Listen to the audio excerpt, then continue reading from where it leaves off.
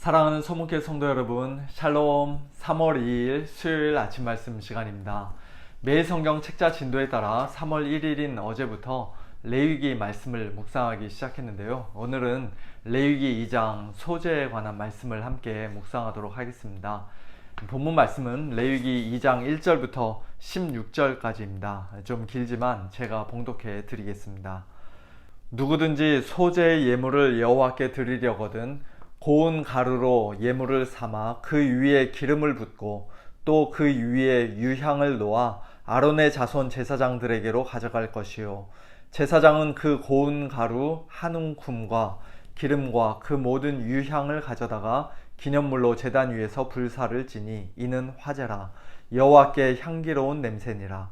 그 소제물에 남은 것은 아론과 그의 자손에게 돌릴지니 이는 여호와의 화제물 중에 지극히 거룩한 것이니라.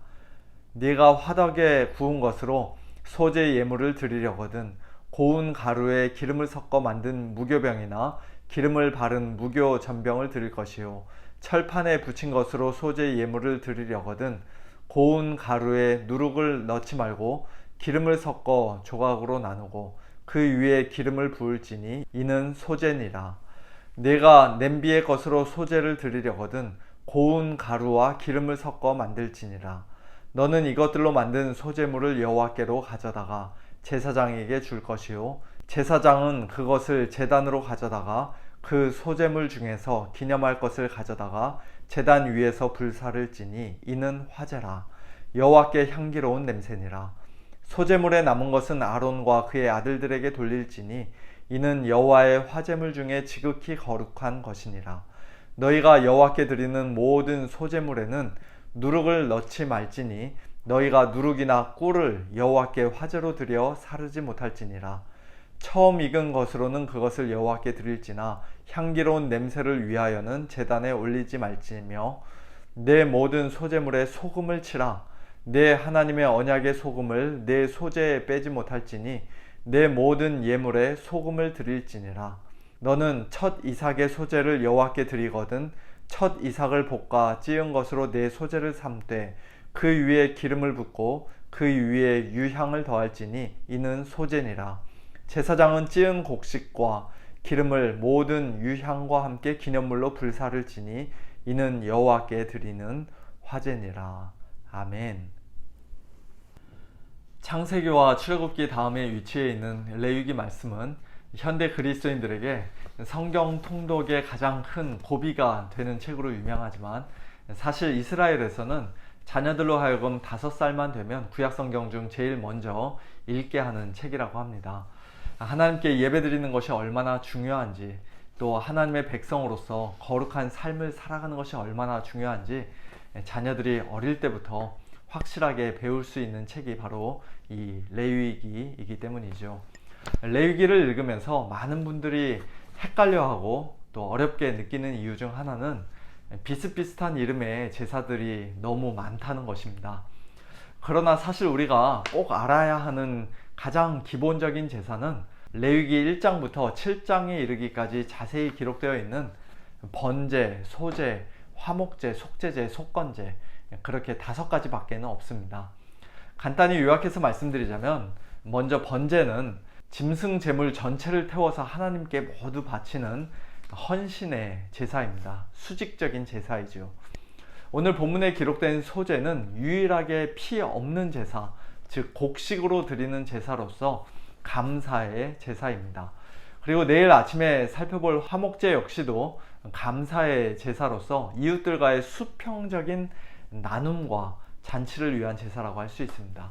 네 번째인 속죄제는 하나님께 부지 중에 범죄했을 경우 또는 신체적으로 부정해졌을 경우 그 모든 죄와 부정결을 해결하기 위해 드리는 제사이고, 마지막으로 속건제는 재산상의 피해를 입힌 죄를 해결하기 위해 드리는 배상의 제사입니다. 이 5가지 외에도 무슨 제로 끝나는 단어들이 많이 있는데요. 예를 들면 요제, 거제, 화제, 전제 등은 방금 전에 말씀드린 그 5가지 기본 제사 이외에 또 다른 종류의 제사들이 아니라 그 5가지 기본 제사들을 어떤 방식으로 드리는가 하는 그 제사의 방법 또는 제물의 특징을 나타내는 명칭입니다. 또한 감사제, 서원제, 자원제, 낙헌제 등은 그 5가지 기본 제사들을 도대체 왜 드리는가, 무엇 때문에 드리는가 하는 제사의 이유와 동기를 나타내는 명칭입니다. 한마디로 5가지 기본 제사만 우리가 확실하게 잘 알고 있어도 레위기 말씀을 이해하는데 큰 도움이 될 것입니다.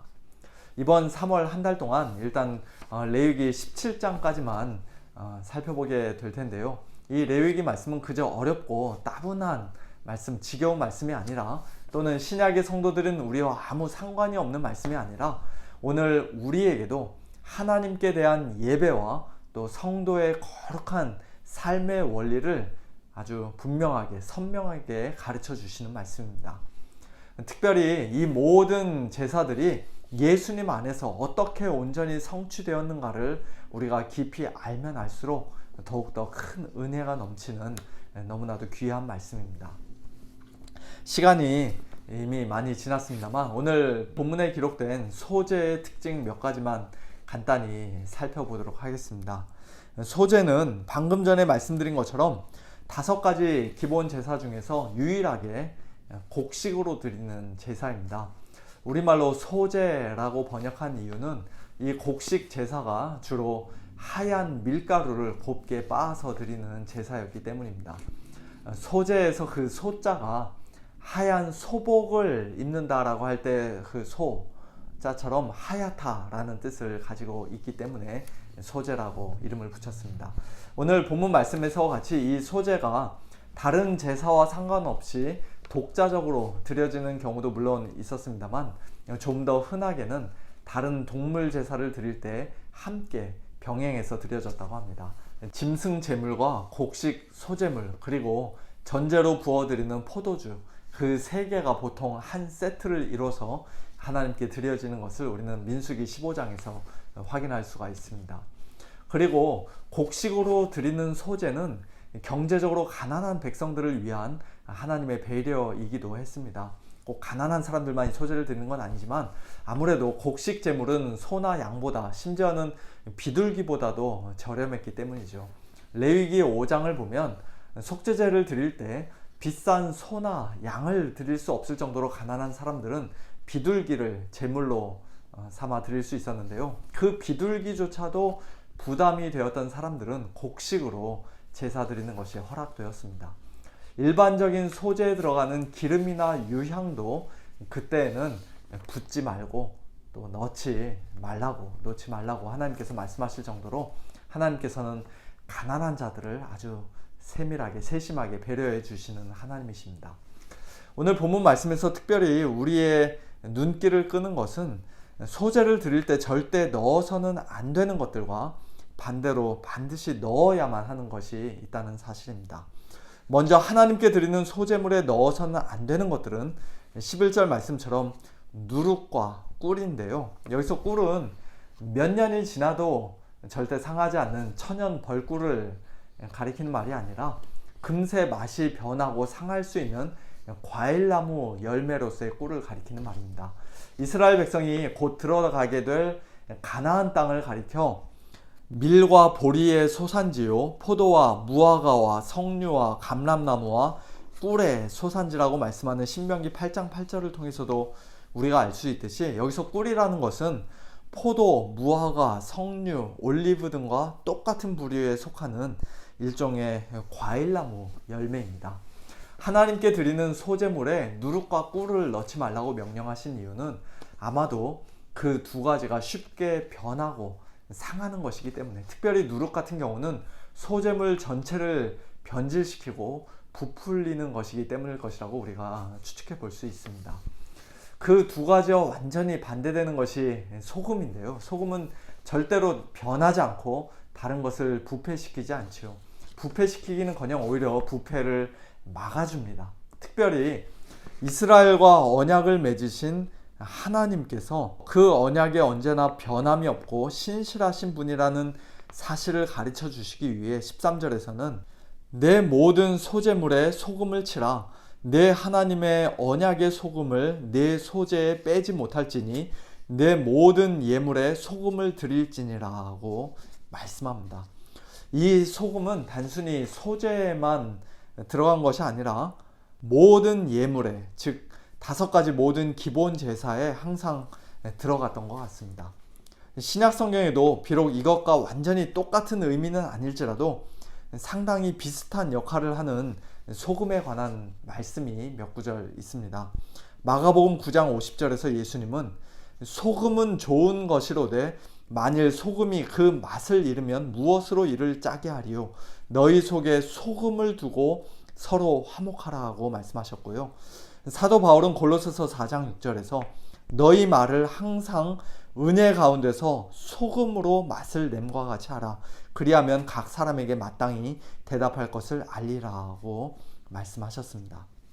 오늘날 우리가 하나님께 올려드리는 모든 소재를, 즉 일상에서의 감사와 찬양과 헌신의 제사를 예수님 때문에, 예수님 안에서 지극히 거룩한 제물로 향기로운 냄새로 기쁘게 받아주시는 하나님의 크신 은혜와 신실하심을 참으로 알고 경험한 성도들은 이제 이 땅에서 다른 사람들과 함께 더불어 살아가는 동안에 그들을 대하는 우리의 말과 행실에 있어서도 언제나 변함이 없고 신실한 소금을, 항상 짠맛을 내고 부패를 막고 화목하게 하는 은혜로운 소금을 가지고 살아야 한다는 것입니다.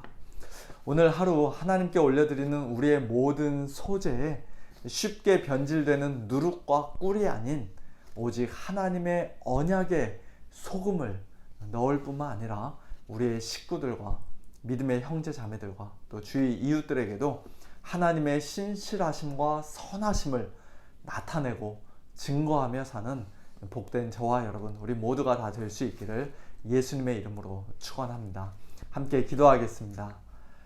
하나님 아버지, 감사합니다. 레위기 말씀이 비록 이해하기가 쉽지 않고 어렵지만 3월 한 달 이 레위기 말씀을 통해 하나님께서 저희 모두에게 베풀어 주실 큰 은혜를 기대하고 사모하며 하나님께 감사를 드립니다.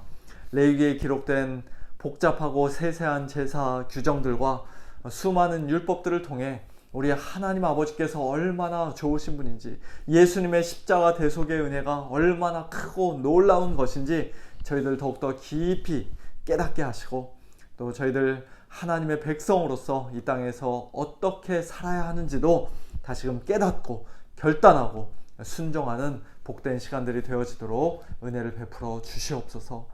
오늘도 저희들의 말과 행실 가운데 쉽게 변질되는 누룩과 꿀을 다 제하여 주시고 오직 변함없고 신실한 하나님의 언약의 소금, 은혜로운 소금을 풍성히 허락하여 주셔서 저희들의 모든 삶을 통하여 하나님 영광 받으실 뿐만 아니라 주위 사람들과도 더욱더 화목하고 선한 영향력을 끼치는 하나님의 선하심을 드러내는 저희들 다 될 수 있도록 은혜를 베풀어 주시옵소서. 하나님 아버지, 지금도 전쟁 가운데 있는 우크라이나 땅에 크신 긍휼을 베풀어 주셔서 전쟁을 속히 멈춰 주옵시고, 또 저희들 가운데 연약한 성도님들, 특별히 내일 3번째 키모 치료를 받으시는 우리 김주희 집사님과 또 숨쉬는 것이 아직 힘든 가운데 있는 우리 박희미자 권사님을 하나님 아버지 긍휼히 여겨주셔서 치유의 손길로 만져주시고 회복시켜 주시옵소서. 모든 것을 주님께 맡겨드리며 예수님의 이름으로 간절히 기도하옵나이다. 아멘. 성도님들, 오늘 하루도 하나님과 동행하시는 복된 하루 보내시길 바랍니다. 샬롬.